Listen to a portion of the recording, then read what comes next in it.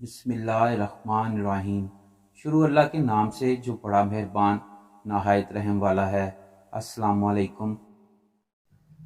وہب بن منبع حضرت ادریس روایت کرتے ہیں کہ میں نے بعض کتابوں میں دیکھا ہے کہ حضرت عیسیٰ علیہ السلام نے اپنی والدہ حضرت مریم علیہ السلام سے کہا کہ دنیا فنا ہونے والی اور زوال پذیر ہونے والی ہے اور آخرت کا مقام بقا اور سکون والا ہے۔ اے میری ماں، ہم علیحدگی اختیار کر لیں۔ دونوں ماں بیٹا لبنان کے پہاڑ کی طرف چلے گئے اور لبنان کے پہاڑ میں اللہ کی عبادت کرنے لگ گئے۔ دن کو روزہ اور رات کو نماز پڑھا کرتے تھے، درختوں کے پتے کھا کر اور بارش کا پانی پی کر گزارا کرتے تھے۔ کافی عرصہ وہاں رہے۔ ایک دن حضرت عیسیٰ علیہ السلام پہاڑ سے اتر کر میدان میں افطاری کے لیے گھاس کی تلاش میں گئے تاکہ اس سے روزہ افطار کریں۔ جب حضرت عیسیٰ علیہ السلام نیچے اترے، اس وقت ملک الموت حضرت مریم کے پاس پہنچ گئے اور کہنے لگے، السلام علیکم یا مریم الصائمہ تو القائمہ، اے روزہ رکھنے والی، اللہ کی بندگی کرنے والی مریم، تجھ پر اللہ کی رحمت ہو۔ حضرت مریم علیہ السلام نے پوچھا، تو کون ہے؟ تیری آواز سے میرے رونگٹے کھڑے ہو گئے ہیں، تیرے خوف سے میرے ہوش و حواس گم ہو گئے ہیں۔ اس نے کہا، میں چھوٹوں پر رحم اور بڑوں کی تعظیم کرنے والا نہیں، اور میں روحوں کو قبض کرتا ہوں۔ حضرت مریم علیہ السلام نے کہا کہ تو یہاں ملاقات کے لیے آیا ہے یا جان لینے کے لیے؟ ملک الموت نے کہا، ہاں، تو موت کے لیے تیار ہو جا اور سامان اپنے ساتھ لے لے۔ تو حضرت مریم علیہ السلام نے اس سے کہا، ہاں، کیا تو مجھے اتنی عزت نہیں دیتا کہ مجھ سے پیار کرنے والی میری آنکھوں کی ٹھنڈک اور میرے لختے جگر اور میرے دل کے باغ کا پھول آ جائے؟ تو موت کا فرشتہ کہنے لگا کہ مجھے ایسا حکم نہیں ملا، کیونکہ میں ایک فرما بردار بندہ ہوں۔ اللہ کی قسم، میں اللہ کے حکم کے بغیر ایک مچھر کی بھی جان قبض نہیں کر سکتا، اور اللہ نے مجھے آپ روح قبض کرنے کا حکم دیا ہے، اور میں اللہ کے حکم کو پورا کرنے کے لیے یہاں آیا ہوں۔ حضرت عیسیٰ علیہ السلام نے واپس آنے سے دیر لگا دی، یہاں تک کہ عشاء کا وقت آ گیا۔ جب حضرت عیسیٰ علیہ السلام کی گھاس ترکاری لے کر پہاڑ پر آئے اور اپنی والدہ محترمہ کو دیکھا، وہ خواب میں سوئی ہوئی ہیں، حضرت عیسیٰ علیہ السلام سمجھے کہ وہ فرض نماز پڑھ چکی ہیں۔ گھاس ترکاری کو دیکھ کر محراب کے سامنے زیادہ رات گئے تک کھڑے رہے اور اپنی ماں کی طرف دیکھا اور نہایت عاجزی اور دردناک آواز سے پکارا، السلام علیکم، تجھ پر خدا کی رحمت ہو میری ماں۔ رات زیادہ گزر چکی ہے اور روزہ دار سب افطار کر چکے ہیں اور نیک لوگ اللہ کی عبادت اور بندگی میں مشغول ہیں۔ آپ بھی نماز کے لیے اٹھیے۔ کیا وجہ ہے کہ آپ اللہ تعالیٰ کی بندگی اور عبادت کے لیے نہیں اٹھیں گی اور نماز نہیں پڑھیں گی؟ پھر حضرت عیسیٰ علیہ السلام نے دل میں سوچا کہ کبھی کبھی نیند میٹھی اچھی معلوم ہوتی ہے، شاید آپ غلبہ نیند کی وجہ سے نہیں اٹھ رہیں۔ پھر آپ محراب کے سامنے آ کر کھڑے اور آپ نے کچھ نہ کھایا اور نہ ہی کچھ پیا، یہاں تک کہ رات کے 2 حصے گزر گئے۔ آپ کا مطلب یہ تھا کہ آپ علیہ السلام والدہ ماجدہ کے ساتھ مل کر ایک جگہ روزہ افطار کریں۔ پھر کھڑے رہے اور آواز غمگین اور دل اندوہگین سے پکارا، السلام علیکم، پر پھر لوٹ آئی اور محراب کے سامنے آ کر کھڑے رہے یہاں تک کہ صبح ہو گئی۔ اس کے بعد آپ اپنا منہ اپنی والدہ کے چہرے پر رکھ کر روئے اور پکارنے لگے، السلام علیکم یا اماں، رات گزر چکی ہے اور صبح ہو گئی ہے اور نماز کا وقت گزر گیا ہے۔ آسمان کے ملائکہ اور جن ان کا رونا سن کر رو پڑے اور پہاڑ کانپ گیا۔ بس اللہ نے وحی بھیجی ملائکہ کی طرف کہ تم کیوں روتے ہو؟ ملائکہ نے عرض کی، تو علام الغیوب ہے اور خوب جانتا ہے۔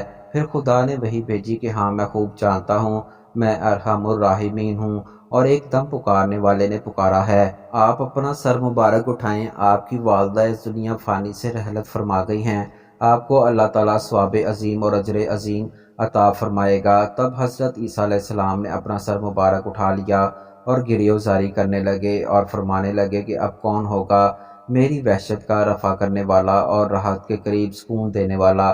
اب کون میری غربت کا غم گسار ہوگا اور کون میری مدد کرے گا؟ اللہ تعالیٰ نے عبادت کے وقت وحی بھیجی کوہ لبنان کی طرف، اور وہ اللہ کو نصیحت والی باتیں کہیں، اور کوہ لبنان نے کہا، یا روح اللہ، آپ کیوں اس قدر بے قرار ہوتے ہیں کہ آپ اللہ تعالیٰ کے ساتھ ایک اور دوسرا انیس چاہتے ہیں؟ اور حضرت عیسیٰ علیہ السلام کوہ لبنان سے جب یہ بات سنی تو پہاڑوں سے اتر کر ایک گاؤں میں بنی اسرائیل کی طرف گئے اور پکارا، السلام علیکم یا بنی اسرائیل۔ انہوں نے کہا کہ اے خدا کے بندے، تو کون ہے؟ تیرے حسن و جمال سے ہمارے سب مکانات روشن اور منور ہو گئے۔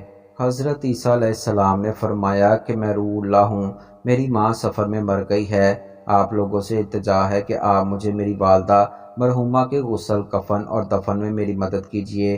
تو انہوں نے کہا، اے روح اللہ، اس پہاڑ میں تو سانپ اور بچھو بھرے ہوئے ہیں، ہمارے باپ دادا میں سے 300 برس سے کوئی بھی اس پہاڑ پر گیا ہی نہیں، ہم کیسے جا سکتے ہیں؟ حضرت عیسیٰ علیہ السلام یہ بات سن کر پہاڑ کی طرف لوٹ آئے اور وہاں 2 خوبصورت جوانوں کو دیکھ کر سلام کیا، اور انہوں نے بھی سلام کا جواب دیا۔ تو حضرت عیسیٰ علیہ السلام نے ان سے اپنا ماجرا بیان کیا کہ میری ماں سفر کو آئی تھی اور اس پہاڑ پر انتقال کر گئی ہے، آپ دونوں صاحبان کفن دفن میں شریک ہو جائیں۔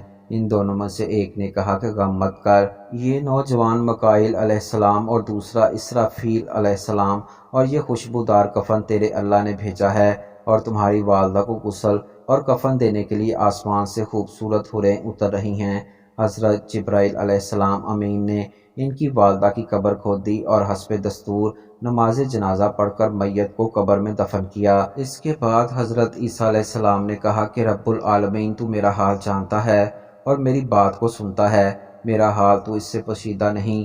میری والدہ نے جس وقت انتقال کیا تھا اس وقت میں حاضر نہیں تھا، وہ مجھ سے بات کرے۔ پھر اللہ تعالیٰ نے وحی بھیجی حضرت عیسیٰ علیہ السلام کی طرف۔ اللہ تعالیٰ نے فرمایا کہ میں نے اس کو تیرے ساتھ باتیں کرنے کا حکم دے دیا، اور حضرت عیسیٰ علیہ السلام ان کی قبر کے پاس آ کر دردناک آواز میں پکارا، السلام علیکم یا اماں، یعنی تجھ پر سلام ہو، اور انہوں نے قبر سے جواب دیا، اے میرے محبوب، میری آنکھوں کی ٹھنڈک، کیا کہتا ہے؟ حضرت عیسیٰ علیہ السلام نے پوچھا، اماں تو نے اپنی جگہ کیسی پائی اور اپنے رب کو کیسا پایا؟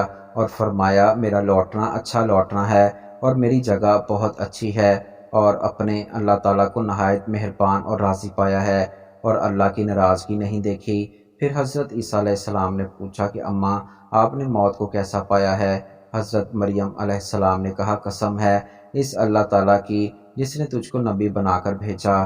ترجمہ کہ مجھے اس ذات کی قسم جس نے آپ کو حق کا نبی بنا کر بھیجا، میرے حلق سے ابھی تک موت کی سختی نہیں گئی، اور ملک الموت کی ہیبت ابھی تک میری نظروں کے سامنے ہے۔